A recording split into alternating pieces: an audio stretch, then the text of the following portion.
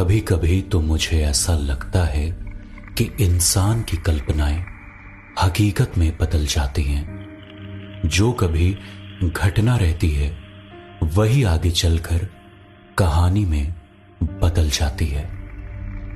अगर इतिहास उसे अपने पन्नों में समेट लिया तो वो बातें, घटनाएं सच्ची, और अगर इतिहास के पन्ने में नहीं तो बस काल्पनिक, कोरी कहानी की श्रेणी में आ जाती हैं ऐसी बातें, घटनाएं। कभी कभी तो विज्ञान पर हंसी आती है, क्योंकि उसके सीमा में है जो बातें, घटनाएं, वस्तुएं, जीव आदि से वो परिचित है, उसे ही सत्य साबित करता है, और बाकी चीजें उसके लिए काल्पनिक हैं, उसे विश्वास नहीं। तो क्या अगर विज्ञान जिन बातों, घटनाओं पर से पर्दा ना उठा पाए उसे काल्पनिक मान लिया जाए? क्या विज्ञान की पहुंच की सीमा के अंदर की ये दुनिया वास्तविक है और बाकी सब काल्पनिक? सच्चाई ये है कि विज्ञान का ज्ञान सीमित है। ज्यों-ज्यों रहस्यों पर से पर्दा उठता जाता है, त्यों-त्यों विज्ञान उस वस्तु, घटना को लेकर अपने विचार बदलते हुए अपने ज्ञान का प्रसार करना शुरू कर देता है। यही वो विज्ञान है जो तत्व अतत्व के बंटवारे में उलझा हुआ है। कभी पानी को पानी बोलता है तो कभी बताता है कि ये H2O है, ये हाइड्रोजन और ऑक्सीजन का मिश्रण है।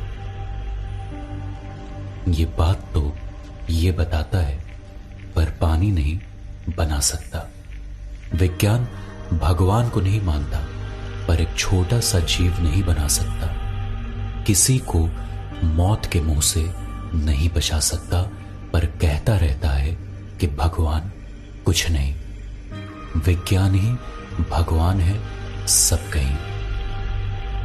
विज्ञान को मानना गलत नहीं है, पर विज्ञान जिन बातों, घटनाओं को समझ ना पाए, जिन रहस्यों पर से पर्दा ना उठा पाए, उसे कपोल कल्पित भी कहना तो ठीक नहीं।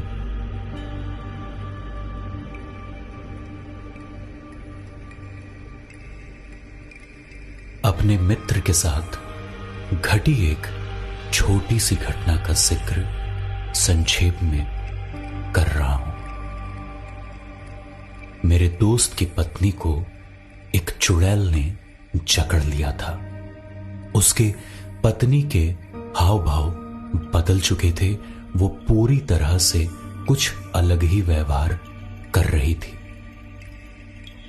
मेरा दोस्त उस आत्मा से बातें करना चाहता था, बहुत कुछ जानना चाहता था, इसलिए उसने उसे एक कमरे में बैठाकर दरवाजे को अंदर से बंद करके बहुत कुछ सवाल जवाब किए। मेरे मित्र ने उससे पूछा कि तूने इसे पकड़ा क्यों है? ये तो बहुत ही पूजा पाठ करती है। मेरे घर में भी कभी कोई बुरी आत्मा प्रवेश करने की हिम्मत नहीं जुटा पाती, फिर तू कैसे आ गई? फिर उस चुड़ैल ने डरते हुए कहा, दरअसल ये महिला निडर होकर सुबह बाहर घूम रही थी और मैं भी उसी रास्ते से आ रही थी।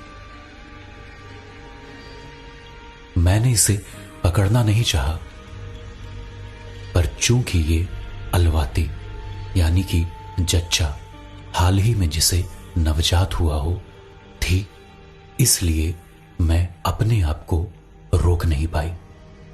वैसे भी मैंने इसे पकड़ा नहीं है, बस मेरा छाया इसके ऊपर है। मैं डर रही हूं, मैं इसे छोड़कर अभी चली जाती हूं। फिर मेरे दोस्त ने कहा कि चली जाना, पर जाते जाते तुम मेरे एक प्रश्न का जवाब दे दो। फिर मेरे दोस्त ने पूछा कि सुना है कि तुम आत्माओं के पास बहुत सारा धन होता है, हो तो दे दो मुझे, मैं कुछ काम कर लूंगा और तेरा धन्यवाद भी दूंगा। तू बोलेगी तो तेरे लिए कोई यज्ञ अनुष्ठान आदि करके तुझे मुक्त करा दूंगा। मेरे दोस्त की यह बात सुनते ही पहले तो वो चुड़ैल हंसी और फिर रोने लगी। रोते रोते उसने कहा कि धन तो मेरे पास है, पर वो आपके किसी काम का नहीं। वैसे तो वो मेरे काम का भी नहीं है, पर पता नहीं क्यों मैं उसका मोह नहीं त्याग सकती। ऐसा क्यों है मैं खुद ही नहीं समझ पाती। सच्चाई ये है कि हमारी भी कुछ पाबंदियां हैं, कुछ बंदिशें हैं। मैं चाह कर भी बहुत कुछ नहीं कर पाती और ना चाह कर भी बहुत कुछ ऐसा कर देती हूं, पता नहीं चलता। उस चुड़ैल की बातों से मेरे दोस्त को लगा कि ये सूक्ष्म दुनिया में रहते हुए भी स्वतंत्र नहीं है और चाह कर भी मुक्त नहीं हो सकती। ये घटना सुनाने के पीछे मेरी धारणा ये नहीं है कि कहीं ना कहीं कुछ ऐसी बातें, चीजें, घटनाएं आती हैं जो रहस्यमय है और जिन्हें जान पाना, समझ पाना आसान नहीं है। सबसे बड़ा भगवान ही है, ईश्वर ही है, और जिस प्रकार हम भी उसी परम पिता के हाथ की कठपुतलियां हैं, वैसे ही अन्य जीव भी, सूक्ष्म जीव भी, अनंत आत्माएं भी। पर यह भी सही है कि नकारात्मकता को सदा सकारात्मकता के आगे झुकना पड़ता है। सत्य असत्य पर विजयी होता है और बुरी आत्माएं लाख चाहें, पर उन्हें अच्छी आत्माओं के आगे नतमस्तक होना ही पड़ता है। यानी अगर ईश्वरत्व की बात करें तो वो अच्छाई, सच्चाई, सकारात्मकता का प्रतिनिधित्व करता है, और यही कारण है कि अच्छे, सच्चे आदि लोगों से नकारात्मक चीजें, आत्माएं दूर रहना ही पसंद करती हैं। यही कारण है कि धार्मिक चीजें भी नकारात्मकता को दूर करती हैं और बुरी आत्माओं से रक्षा करती हैं। इसीलिए तो मूर्ति, शंख, गाय, तुलसी आदि का महत्व है, और ये महत्व कथा पर आधारित नहीं है और ना ही कपोल कल्पना है, अपितु ये हमारे पूर्वजों की अमूल्य अनुभव संपन्न देन है। हमें इसका मजाक ना उड़ाते हुए इसे अपने जीवन में अपनाना चाहिए। सत्य की राह पर चलना चाहिए। झूठ, छल, कपट, बेईमानी आदि से बचना चाहिए।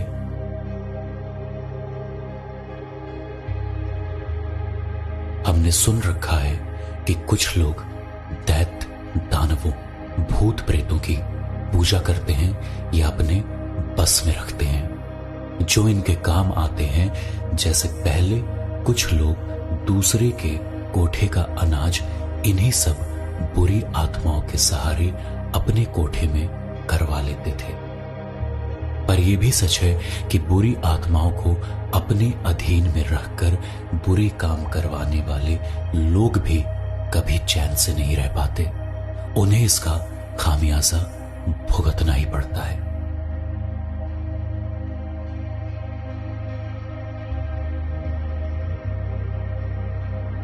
इसी तरह, इसी प्रकार एक पंडित जी थे। उनका एक बहुत बड़ा बगीचा था। वो कभी कभी दोपहर में अपने इस बाग में गाय आदि लेकर चराने जाते थे और गाय को चरता छोड़ बाग में ही एक बड़े बरगद के नीचे अपना अंगोछा बिछाकर सो जाते थे। फिर शाम को अपनी गाय को वापस लेकर घर आ जाते थे। पंडित जी काफी धार्मिक और सत्यवादी थे वो कभी किसी का बुरा नहीं करते और बस काम से काम रखते। एक दिन पंडित जी अपना अंगोछा बिछाकर गहरी नींद में उसी बरगद के नीचे सोए हुए थे। अचानक उनकी नींद खुल गई, पर वो सोने का नाटक करते रहे। दरअसल उन्हें आभास हुआ कि वो जहां सोए हैं वहां नीचे जमीन में कुछ तो खनखना रहा है। फिर वो सोने का नाटक करते हुए और सतर्क होकर आसपास की चीजों आदि को सुनने की कोशिश करते हुए कनखी नजरों से इधर उधर देखने की भी कोशिश करने लगे। अचानक उस बरगद के पेड़ पर उन्हें दो प्रेत बैठे हुए दिखाई दिए। वो दोनों प्रेत आपस में बातें कर रहे थे और बात ही बात में वो दोनों आपस में लड़ बैठे। पंडित जी को कुछ भी स्पष्ट नहीं हो रहा था। दरअसल उनका झगड़ा वहां गड़े खजाने को लेकर था। एक प्रेत कहता था कि वो मेरा है और दूसरा कहता था कि वो मेरा है, और वो दोनों प्रेत बरगद पर बैठे बैठे ही अपनी शक्तियों के बल पर गड़े हुए धन को अपने अधीन करने की कोशिश कर रहे थे, जिसके चलते पंडित जी के सोए हुए जमीन के नीचे से खनखनाहट की आवाज आ रही थी। एक प्रेत तो बोल पड़ा कि जब से ये पंडित जी इस जगह पर सोना शुरू किए हैं, खजाना भी डरने लगा है और मैं भी। दरअसल अगर खजाना काफी दिन तक जमीन में गड़ा रह जाए तो उस पर आत्माओं का वास हो जाता है, या उस खजाने में भी इतनी शक्ति आ जाती है कि वो इधर उधर आ जा सकता है या अपने हिसाब से जिसे चाहे मालामाल कर सकता है। पंडित जी सोए हुए ही दुर्गा मंत्र बुदबुदा रहे थे। उस मंत्र के प्रभाव से वो दोनों प्रेत पंडित जी के पास खींचे चले आए। पंडित जी ने उन दोनों से कहा कि डरो मत, मैं तुम्हें तुम्हारे इस योनि से छुटकारा दिलवा सकता हूं अगर तुम लोग तैयार हो तो। उनमें से एक प्रेत बहुत ही ढीठ था। वो पहले पंडित जी को डराना चाह रहा था, पर पंडित जी हंसते हुए अपने मंत्रों के उच्चारण से उसे कितनी ही बार उठा उठा कर पटक दिए और उसे जलाने की धमकी देने लगे। अंततः मरता क्या ना करता वो प्रेत पूरी तरह से शांत हो गया और पंडित जी के हां में हां मिलाने लगा। फिर पंडित जी ने कहा कि तुम लोग अपनी जीवनी बताओ, अपना नाम इत्यादि। मैं गया में जाकर तुम लोगों के लिए पिंडदान करूंगा। प्रेत तैयार हो गए और साथ ही वहां गड़े धन को पंडित जी को सौंपना चाहा। पर यह क्या, वो लोग ज्यों ही धन निकालने की कोशिश किए उन्हें तो मुंह की खानी पड़ी। वो खजाने की खनखनाहट बढ़ गई और वो अपनी शक्ति से इन दोनों प्रेतों पर भारी पड़ गया। देखते ही देखते वहां जमीन से दो चांदी के बटुले निकल आए जिसमें खजाना था। वो दोनों बटुले हवा में उड़ते हुए उन प्रेतों पर वार करने लगे। पंडित जी आराम से बैठकर बटुलों और उन प्रेतों के युद्ध को देखते रहे। अंत में बटुले उन प्रेतों के हाथ ही नहीं लगे और वो प्रेत थक हार कर हांफते हुए पंडित जी के पास आकर बैठ गए। फिर अचानक वो बटुले भी शांत होते हुए वहीं धरती में समा गए। वो प्रेत कातर नजरों से पंडित जी की ओर देख रहे थे और अपनी असहाय स्थिति के लिए शर्मिंदगी महसूस कर रहे थे। फिर अचानक पंडित जी बोल पड़े, कोई बात नहीं, तुम लोग इस खजाने को काबू में नहीं कर पाए और बेकार में इसके लिए लड़ रहे थे। चलो मैं इसे काबू में करके ही दम लूंगा। इसके बाद पंडित जी उठे। वहीं पास में एक पलास के पेड़ से एक पतली टहनी तोड़ी। फिर कुछ मंत्र बुदबुदाते हुए उस टहनी से उस जगह पर एक गोल घेरा बना दिया जहां बटुले गड़ गए थे।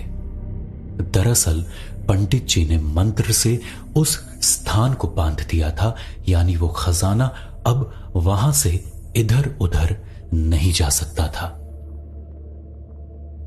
अब तो हर दिन पंडित जी सुबह सुबह ही नहा धोकर उस बगीचे में आते और उस खजाने के ऊपर कुछ पूजा पाठ आदि करते।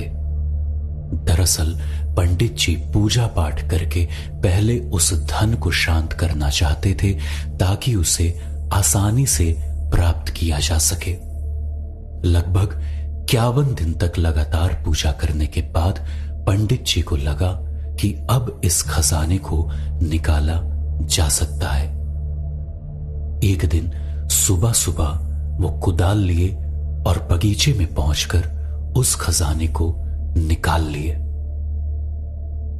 लोग तो कहते हैं कि उस खजाने से पंडित जी ने कई कुएं और गांव में एक स्कूल भी बनवाया और साथ ही गरीबों की मदद भी की।